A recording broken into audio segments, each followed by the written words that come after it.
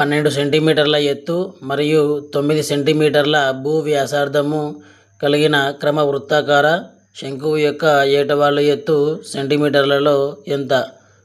So శంకువు యొక్క ఏటవాలు ఎత్తు కనుక్కోవడానికి సూత్రము L² = H² + R². స్క్వేర్ని అవతలకు పంపిస్తే స్క్వేర్ రూట్ అవుతుంది.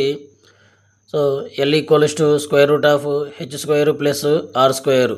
ఇక్కడ హెచ్ అంటే ఎత్తు 12 సెంటీమీటర్లు ప్లస్ ఆర్ అంటే భూ వ్యాసార్థము 9 సెంటీమీటర్లు.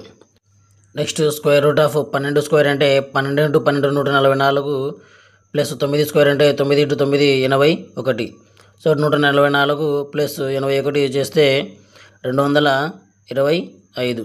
సో 225కు స్క్వేర్ రూట్ 15 అవుతుంది. కాబట్టి శంకువు యొక్క ఏటవాలు ఎత్తు 15 సెంటీమీటర్లు.